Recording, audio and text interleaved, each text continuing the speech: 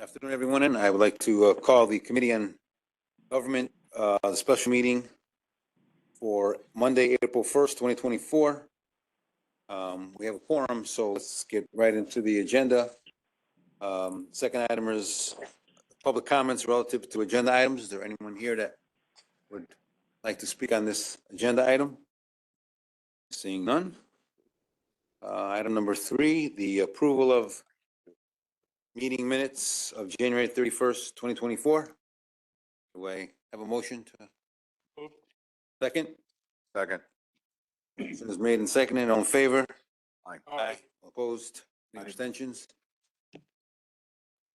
Meetings are approved. Sorry, Mr. Chairman. This is John Myrtle. Are there any commissioners that have called into the meeting on a phone line? Yes, this is James Healy. I'm dialed in from this number. Thank you, Mr. Haley. Thank you. And this is Commissioner Thanks all. Van Dyke. Who's that? Commissioner Van Dyke, thank you. Okay. All right. Item number 4 is a discussion regarding House Bill 5444, which pertains to an act establishing a test bed technologies program. Right. I guess this is one of the purposes. This is the purpose of our meeting here tonight. I'll hand it over to our general counsel or our lobbyist. Thank you, Mr. Chairman. Chris Stone, District Council. Thank you for all being here. It's a great turnout on relatively short notice, and we certainly appreciate that from all of you. So the bill that we're here to discuss is House Bill 5444. It's not a bill that, frankly, was or needs to be on our radar screen, but it's a bill that may present some opportunities, which Brendan will go through it, and he'll go through an overview of the bill, what it does as it presently reads. What you have in front of you is the bill that was issued out of committee, the Energy and Technology Committee, excuse me. It hasn't been amended. I don't know if any amendments that have been filed, but in any event, with that very brief intro, Brendan, why don't you go through the bill? There's 2 other bills that you might want to touch upon that came out. That one that came out of P&D, one that didn't. Why don't you just give that a quick summary on those 2, and then we'll. Sure. Brendan Fox from Gaffney Bennett Associates.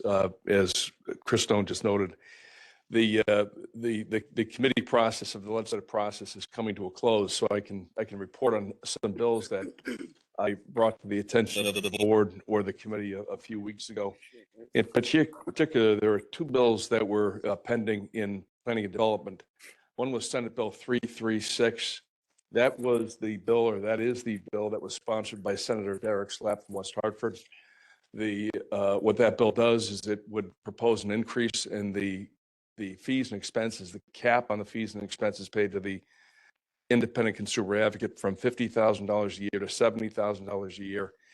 And also, among other things, it would right now under current law, the consumer advocate has the opportunity to come before this board to seek an increase. This bill would change that and transfer that authority away from the district board and over to the consumer council.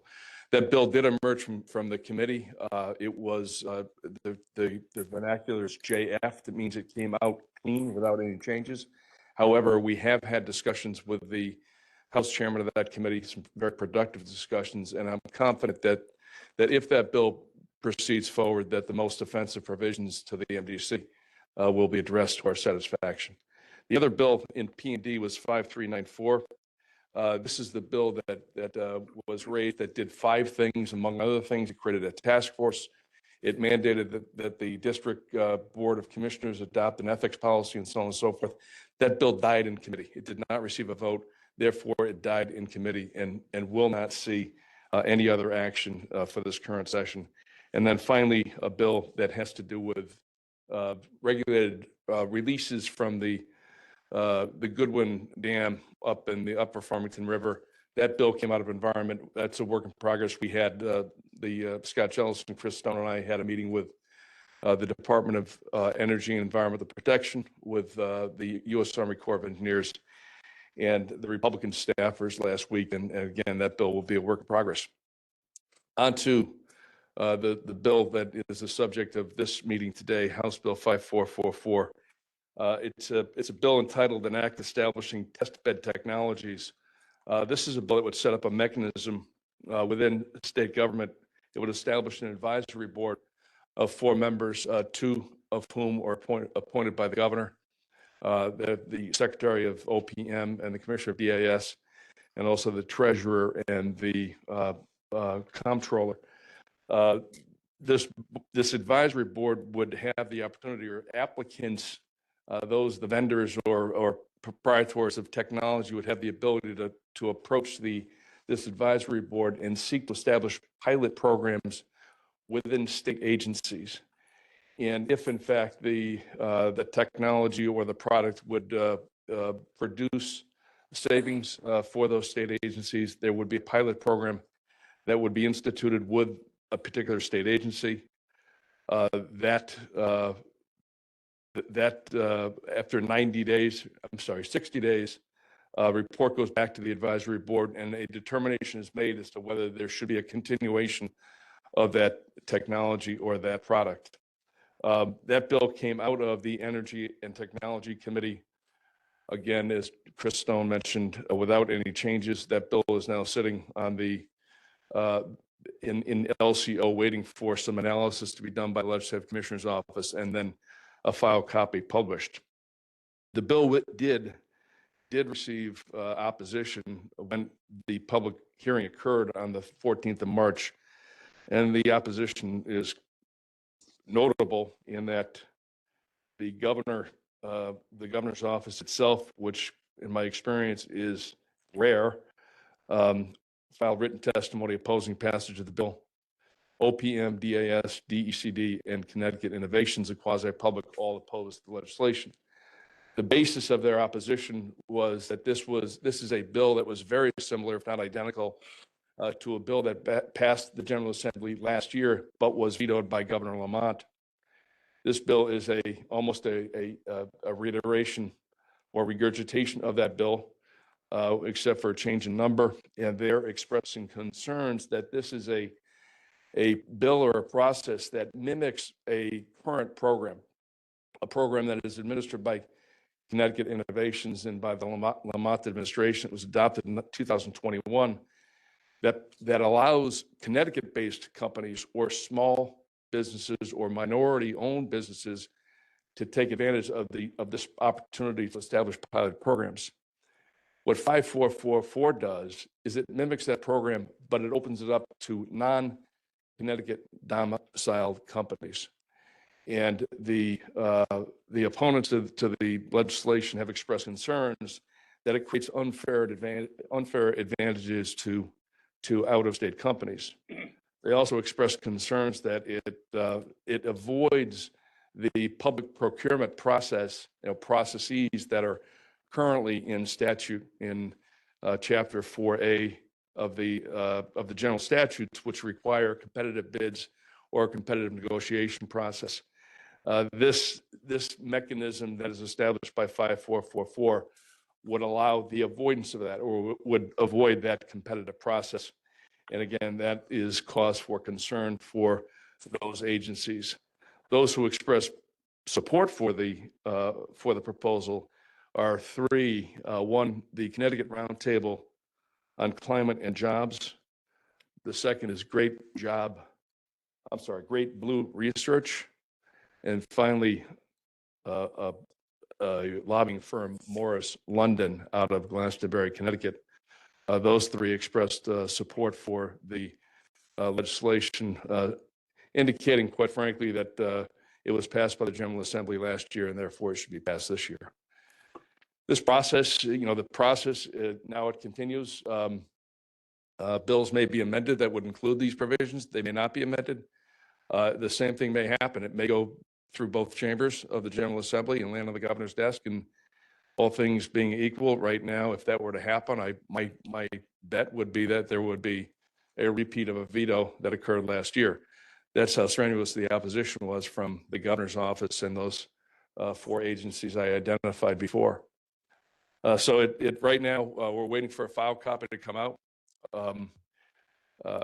As I as I mentioned, this, as I speak to you right now, the language that came out in 5444 allows state agencies to take advantage of this pilot program. And again, what this bill does in contrast to the program that is currently available is it opens up that opportunity to out-of-state companies. I'll stop there and I'll let Chris Stone add anything you would like to add. If I might, thank you. Thank you, Brendan, for that summary in Chris Stone, District Council, and thank you, Mr. Chairman, for recognizing me. It's a bill that does not affect the MDC as presently written.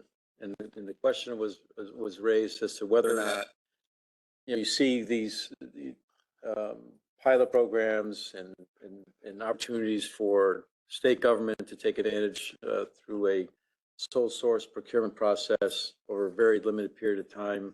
And the question was, if it's good for the state government, why couldn't the MDC or municipalities, et cetera, participate in that? So I don't think there's anything that we can do that would necessarily, by amendment, that would necessarily change the governor's mind on his position on the bill or the other noted opposition that Brendan was referring to.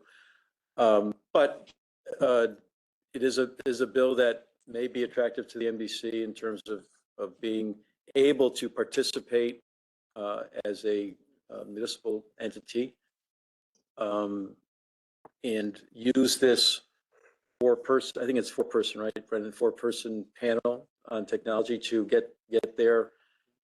If we had an applicant that came to us or a technology innovator that came to us, and it was something that we might be interested in, we can rely upon that. If we were in the bill, we could rely upon that four-member body to make a recommendation, make certain findings, or whatever their charge is, and then proceed to a pilot. Now, my understanding, Brendan, is that even if you get through the four-person panel, this advisory board, there's still if there is a permitting process in place, they don't create one, but if there is a permitting process in place, that you still have to comply with that permitting process. I didn't see anything in the bill that exempts you from that. Is that accurate? I agree with you.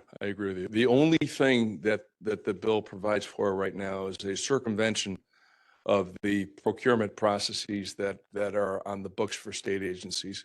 Other than that, there's no exemption that is permitted for any technology, any product, or anything of the sort. Okay. So it's really, it may or may not be an opportunity for the MDC. Right now, it's not.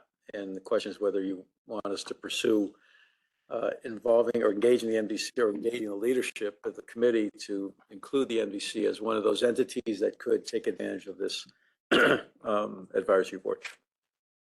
Thank you. Commissioner Patel, you had a question? It doesn't affect right now, but any bureaucracy you create and the type of business we are in, there always will be somebody looking at, you don't do this, this is what you should. So we may not have any say in that matter, but I think at least we should express opinion. Whatever control they have for our business is sufficient enough. We don't need additional bureaucracy. Bella? Brendan, I got a different take on that, being up there. I've been up there almost every day. When it initially opened up, the committee, the Steinberg, Representative Steinberg, who's the House chairman, claimed that that same bill that they tried to pass last year passed unanimously, and the governor's office vetoed it. They went back to the governor's office for this year. They stated publicly at the meeting, so it wasn't something that was done on the side, that the governor's office had made a mistake on the bill and was supporting it. So, and again, that's the last time I heard any discussion on it, but the Energy Committee, the legislation that came out of there were about 8 bills that they didn't have support or agreement on any of them. And they were, according to Senator Needleman, they were going to be a work in process. In other words, they're working on the bills right now. You notice nothing's come out on the calendar on any of that stuff because it's still being worked at Legislative Commissioner's office.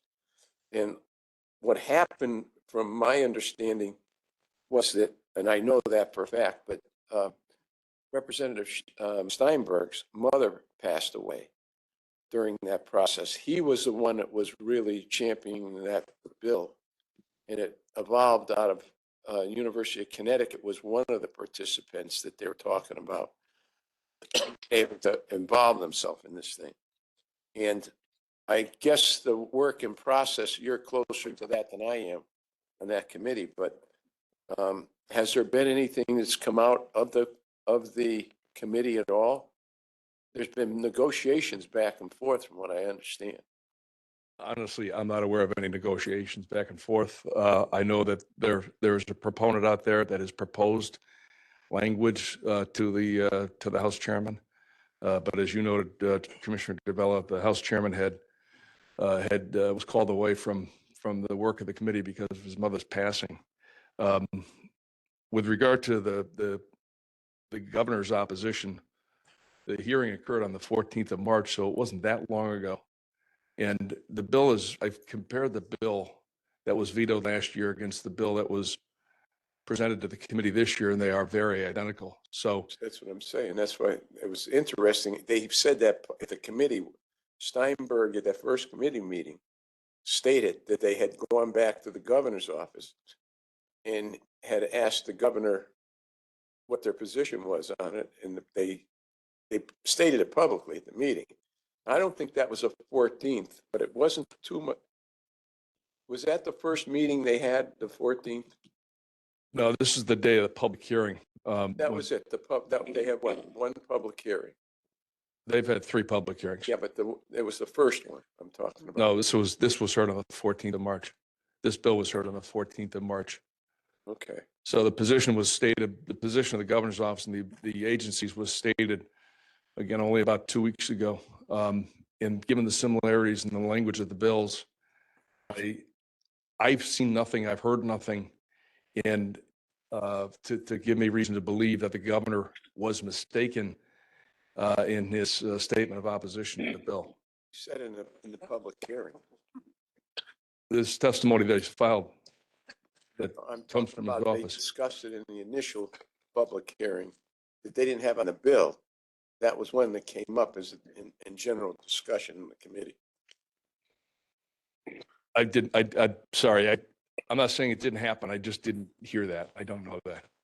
If I might, Mr. Chairman. Okay, go ahead. Just in fairness to Brendan and the lobbyists, we weren't following this bill. Right. So it wasn't on our radar screen. It wasn't for obvious reasons because it didn't include the MDC.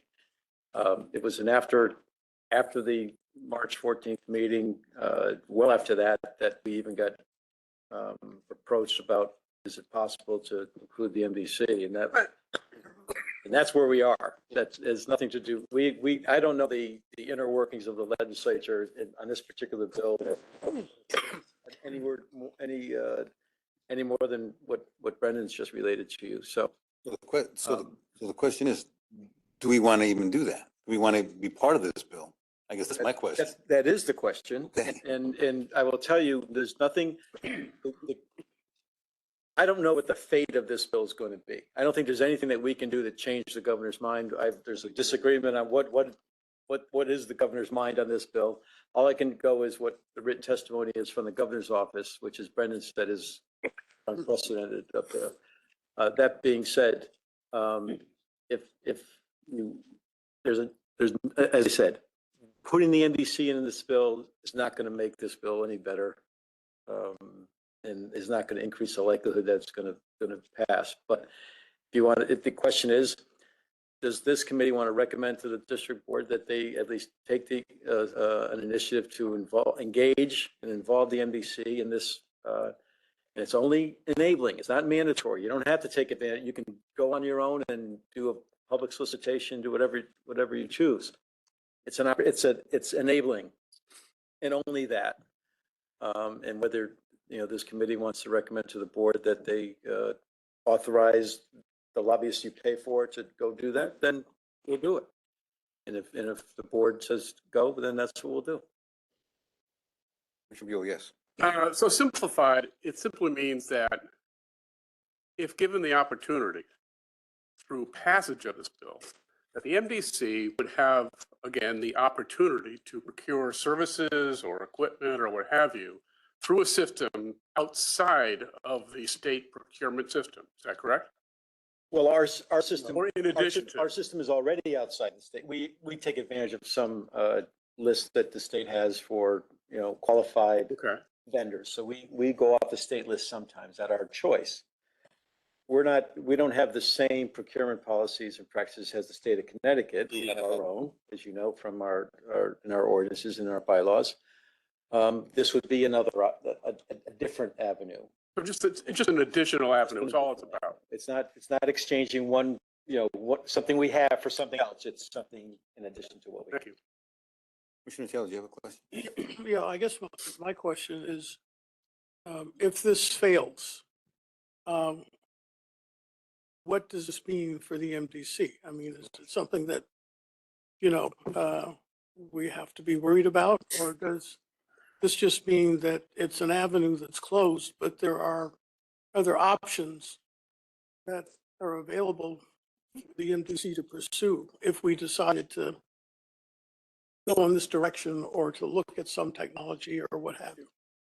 Well, it doesn't, if I might, Brendan, I know the question was directed to Brendan, but frankly, it's the same answer I just gave. We have procurement practices. We could, even if this bill passes, we don't have to use this bill in order to do whatever we can responsibly and legally do under our procurement policies to affect, to bring in new technologies, however we do it. We have a public vetting process, and that's how we've operated for as long as I've been there. But if you're talking about setting up a pilot program, that's not part of, we don't have that part other than a sole source, which we determined early on that so far no technology has presented a sole source justification to us. Go ahead. I'll entertain a few more questions, just keeping in mind that we do have our 5:30 meeting, but Commissioner Taylor, I yes. guess all I'm saying here is that we may have 5 avenues available to us if we wanted to pursue something like this or along these lines. Is this, if this is closed down and it doesn't come to fruition, I guess my question is, what's the damage? What do we suffer? If we don't suffer anything, and basically we can continue as we are, and we're not losing anything for it, then are we better served not expending effort and time? That's all I'm saying. There's no downside to us if this fails. Yeah, I think when we looked at in the Energy Committee at technologies, what our interest was as a committee to be able to do a pilot program on some of the technologies. One of the technologies that we were looking at is the hospital issue, Scott, the waste, medical waste. And as Scott said, in the event that we could do a pilot, it should be done without having to go through the Clean Air Act and a bunch of other things that we'd have to do, right? That you were concerned with. Yeah, no. So just to clarify, so through the technology committee, through that process of going through the technology committee, deep over a course of 8-10 weeks, made it very clear that a pilot project, whatever that entails, no matter what technology entails, not technology specific, but just in terms of the pilot project, still must go through the permitting process, which includes environmental justice permitting. So, in order for the MDC, and there was the RFP was written, or RFI was written around sludge and MSW. So in order for the MDC to ever engage in a pilot project that would be specific to MSW, medical waste, / medical waste, or sludge, we would need, legislative support, because as Chris said, we've already determined legally that we can't sole source. So piggybacking on the last year's legislation, but the legislation, as I read it, and I think Chris and Brendan read it, it doesn't even address MDC. So the question would be, are we interested in supporting a bill, non-technology specific, but just in terms of performing a pilot? But the challenge is, and we've talked about this in technology, is that the MDC could do a pilot right now, right? With our procurement processes, we have the ability to do pilots. The problem is that the permitting process of doing a short 60-day, 90-day pilot, could take 2 years. So the need for legislation to include language that would allow state agencies and or municipal corporations like MDC to do a pilot as it's written, it's at the expense of the company. There's no expense to the state agency.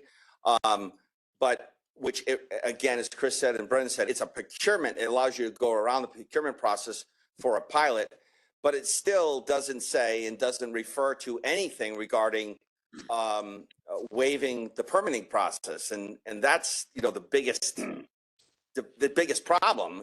That's the challenge of this process. So, the RFI was looking at MSW, and we looked at, the need for what's the marketability of an MSW / medical waste, or just a medical waste facility in Hartford. And so, again, the question is, as Chris said, we could do it on our own. We have the procedures and policies, but we'd have to go through all of the permitting processes, as Deep has mentioned. The language, in my opinion, the language that's written without waiving permitting for the pilot, we can already do well with that. That doesn't help us. That's my issue. Yeah. Just, I know we got a few seconds here. Quickly. I guess my understanding of the bill that they're trying to work on would preclude that. Whether that's acceptable to the governor's office or not, I don't know. But if it was, it would be an excellent situation if we could circumvent the process, process of and that's what Scott said. I don't know. So my attitude, if you can see a bill that comes out and they're willing to act on, no one's seen the bill that they're working on because it hasn't been finalized to be reported out of the well, it's not even in the committee. It's between the committee chairman, the two committee chairmen. Then Commissioner Torres had a question for us. Very quickly, I don't see this actually having a direct benefit to the MDC per se. What I see this is really geared to small business and other businesses in the state, and now extended out of state, for them to be able to access departments, agencies, and so on, without having to go through a lengthy procurement process. That's why I see it. That's what's driving this. It's not about the departments. Yep. We already have a procurement process. Some of it is RFQs, whatever we do. This does nothing for us to expedite putting any kind of program in place, pilot or otherwise, because it still has to go through the channels, the appropriate permits and licenses, whether they're state or federal. So it doesn't do anything for us. So I would feel a little bit uncomfortable. I would rather take a neutral position on this than to take one side or the other, because obviously there are some concerns about whether or not this is a fair bill, or fair or unfair to Connecticut businesses versus businesses out of state. So, rather than to get into that situation, which is really what's driving this, it's not about us, it's not about the agencies. I don't really see that benefit there for us to get engaged without really knowing all of the really finite particulars about what this bill does or does not do, outside of this very narrow procurement, obviating a procurement process which doesn't really benefit us in the long run anyway because of the permitting and licensing procedures that we have to go through. Chairman Curry. Thank you, Mr. Chairman. Commissioner Curry. Oh, quite an echo back there. Technology Committee has been doing its due diligence for more than a year. They put out an RFI. They've interviewed more than a few businesses that have the technology that MDC and Technology Committee is interested in. I think last year's bill was 6496. This year's, which I thought was strange in itself, and this year's bill 5444 is even more so, in my opinion. But my concern is, and premise is we're working on off of a three-legged stool. You know, we MDC gave it to technology as a way to find an alternative revenue source, deal with waste of all different matters, and at the same time improve the environment. And that's a win-win-win. And maybe a fourth leg will also cut costs and expenses for our member towns. Attaching ourselves to 5444, in my opinion, is probably not a good idea, because the bill it really isn't germane to what we're looking for. So I would urge this committee to recommend to the district board that we authorize through district counsel's office or a lobbyist create a bill that will include all the things we talked about tonight, that MDC would be eligible to submit an application for a pilot program. I'm not sure whether the initial offering would talk about permitting. I would leave that up to the experts, but you know, we've heard there may be a bill coming out or may not be a bill coming out. Do I expect anything of substance to happen this year? I don't think so. There's only a few weeks left to go in the session, but I would really like to plant the seed with some form of language in a bill that will put MDC in a position to be able to at least be considered to move forward with administering a pilot program that'll meet all the legs of that stool. So, Yeah. Thank you, Mr. Chairman. Just one last thing.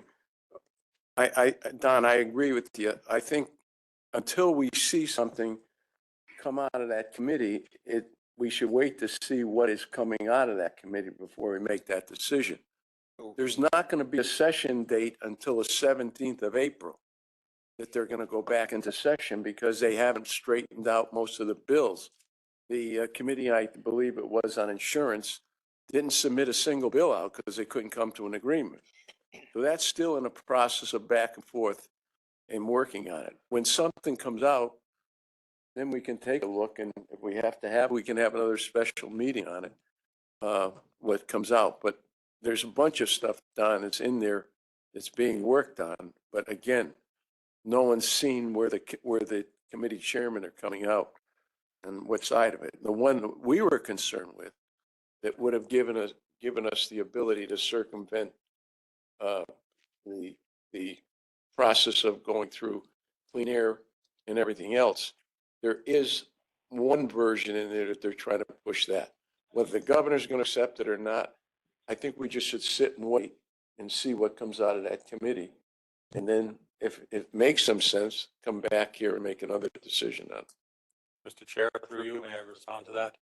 Yes, Commissioner. And I don't necessarily disagree with that, Bill, but that would not preclude us from still moving forward and creating a proposed language that we could then be in a position to use as maybe amendment that may be needed to that bill. Yeah, May or may not come out, but if we wait until we find out a bill is out or not coming out, or it doesn't come out, and then act on what I'm proposing tonight, then it's already too late because the session, we at least should be prepared to move forward. Right. That's fine. So, you know, let's, but I mean, we're gonna have enough time what comes out of the committee because they're pretty close, from what I understand, on making a recommendation. How extensive it is, I don't know. I haven't been part of that process. I don't think you have. Have you? No. No. So I'm just telling you what I've heard, and it's Steinberg is the one that's pushing it, the House chairman. They've had discussions with the speaker, I understand. But I was never part of that process, and I guess you weren't either. That's what's just, I'm hearing coming out. Have you, who's, through you, Mr. Chair, I'll be quick. Who's the,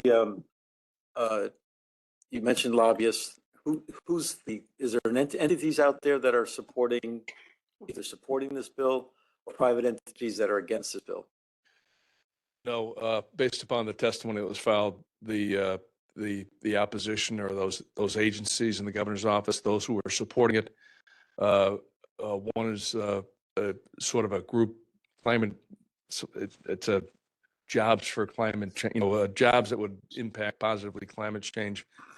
And another proponent was a research firm that was just talking about one section of the bill, and finally, a lobbying firm, Robert Silverberg from London, more a lobbying firm that is located in Glastonbury. He filed written testimony in favor of the bill. He represents. So you have Who's he represent? 16 days before there's going to be any action by the legislature or an amendment. So doesn't it make some sense to see what they come out of the committee with before we even make any decision on it? Can we postpone this right now? Because we are getting into the, Yeah, you can. board meeting. Let's postpone this, and if we have to have a special meeting of the government committee, I'm happy to do that. Yeah. Even if we have to do it this week, I'm happy to do it. It seems like there's, 3 weeks, it doesn't matter. no, well, we can have a government committee this week, just so we can figure out what we want to do. We can go back and forth on this, and it seems like that's what we're going to do. It's on the, oh, it is. As a placeholder. Just don't take any action. No, we just won't take any action tonight. Okay. Brendan, if you could, in your research, find out, there may be other benefits on the private side that we're not aware of. So just find out through whomever lobbies for who, what those might be, so we can report back. Will do. Motion to postpone this? No, Yeah. Just don't take it up. Oh. Unless you're going to come back. Just table it or whatever you want. What do you need? Without 2 days? objection, just say without objection, postpone. What do you? Without objection, we're going to postpone this. There you go. How's that? Days to- Postpone this, and we'll have a special meeting. Week probably? Well, it depends. I mean, I can't tell you when the LCO is going to come out with a final draft of the bill that came out of committee, so they're waiting on LCO. There's other things going on within the committee that, if I may, there's other things that are going on within the committee that I've just found out tonight on the vice chairman that is going on. Who knows what fruit that's going to bear, but we'll keep an eye on it. We'll monitor it. We'll get some more information on the private side, see what's there, and then I'll report back to you, Mr. Chairman. Then you can make the call on whether to have a meeting. We will postpone this item at this point. Moving forward, opportunity for the general public. Any comments? Anyone here from the public that would like to speak? None. Commissioners' request for future.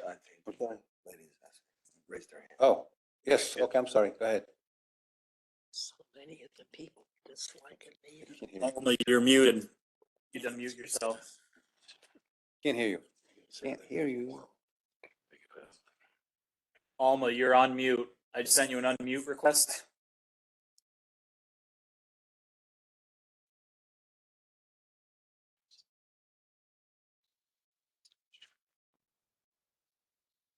Doesn't have a mic. Just want this word is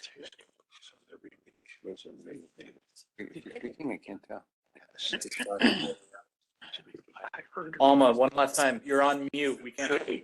Unmute yourself. I've sent you an unmute request. More about that shit than I know. I don't know anything about this. Oh, I just admitted. Let's move on. He's there to speak. She can't speak. Okay, all right. Unfortunately, cannot hear that. So, with no other business, then this meeting is adjourned. Next, good job, John. Thank you.